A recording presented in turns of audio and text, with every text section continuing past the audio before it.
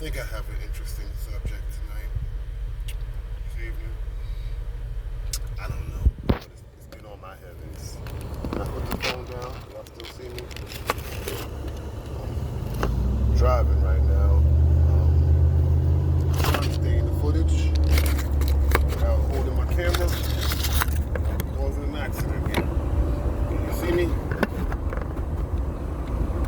feel like my phone's crooked. I don't like that about it. The crookedness is bothering me.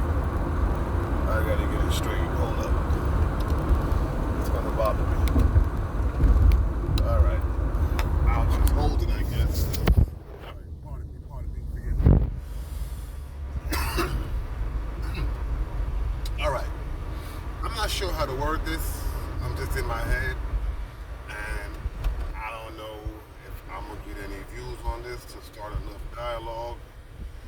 I would like a dialogue on this. I would like, I'm not sure what I'm looking for, but I'm looking.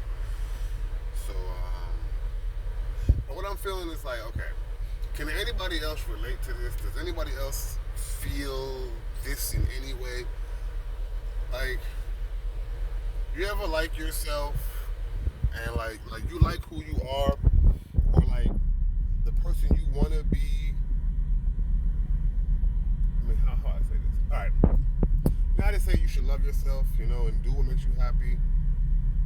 But what if that alienates you? Like, what if what you like, no one else likes? What if how you choose to carry yourself, no one else likes that? Like your look, like you choose a look that goes against the grain. No one else likes your look. What do you do when no one likes your look? When the popular look, when all the fashion look, all the style is not your style? Do you change who you are and become stylish, hoping to fit in, or do you just keep on being you?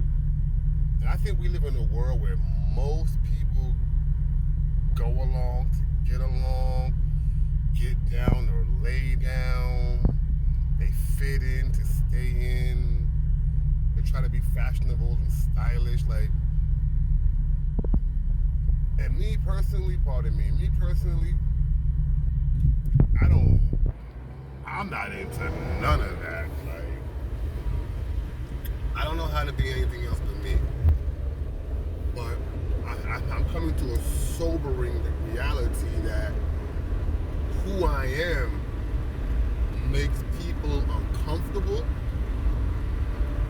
annoyed, frustrated, intimidated, sad. It's like, and if I do bring you positivity, then it's like I become a untouchable sage and prophet that's no longer allowed to be human. Now I'm a sage, now I'm a prophet. Now you have me in this one dimension of holiness and righteousness, and I can't be nothing else. And that's the only pressure I do feel. I'm not gonna lie. Sometimes I do feel like, am I, because of who I am, because of my principles, because of certain things that I've set forth in the earth, am I only allowed to be that now? Am I completely one-dimensional? Am I supposed to bury the experiences that led me to become a sage? Am I no longer allowed to what is this? Am I no longer allowed to reminisce on the life that gave me the wisdom? Am I not allowed to tell jokes no more, like a raunchy joke, because I'm now, I speak of upfulness? Does that mean I can't make a lewd joke in jest? Does that now make me now? It's like, why? I don't know. But anyway, I'm going on a tangent.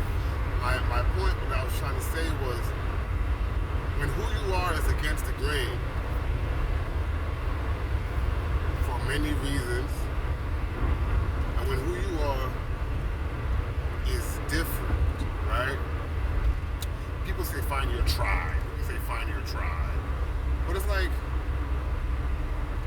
sometimes what you are ain't got no tribe. Like, sometimes what you are is going to require, other people to have tolerance, understanding, you know what I mean? And trying to go, trying to get to know you beyond the surface.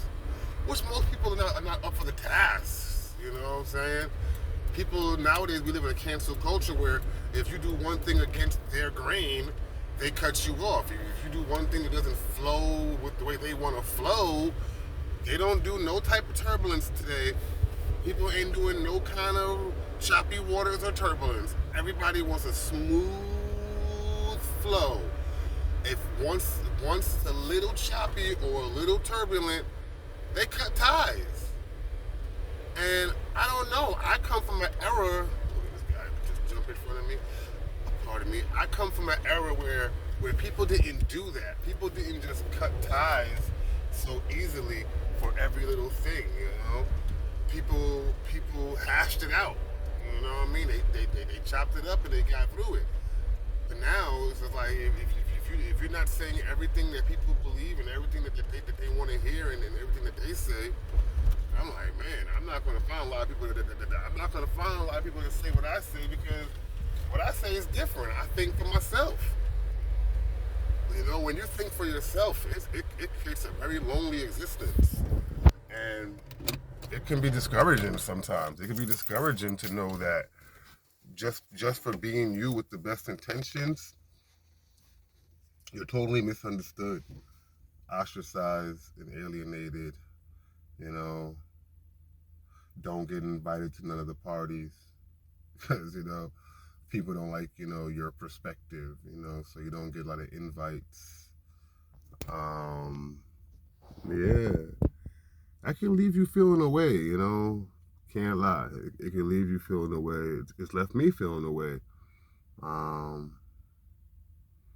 You get to the point where you don't want to talk no more, I guess that's why you have some ones who take journeys, and after a while they just go on a hiatus and they just retreat and they stop speaking to the people, to the public, because the masses don't understand them. So why quarrel with people?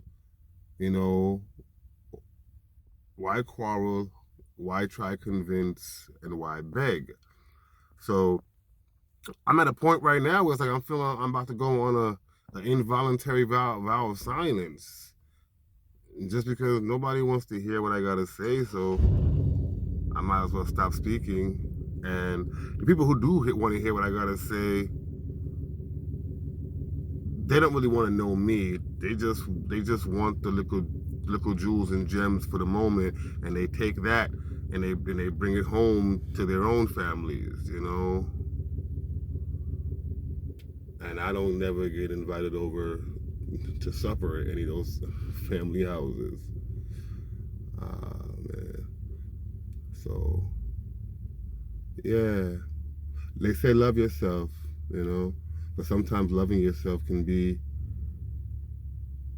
loving your true, authentic self can leave you the only one who wants to love you. So what do? Do you adjust and adapt, hoping that somebody else love you, or do you just keep loving yourself? Which is a given, but slightly unnatural for the purpose of life experience. But hey, just my little rant.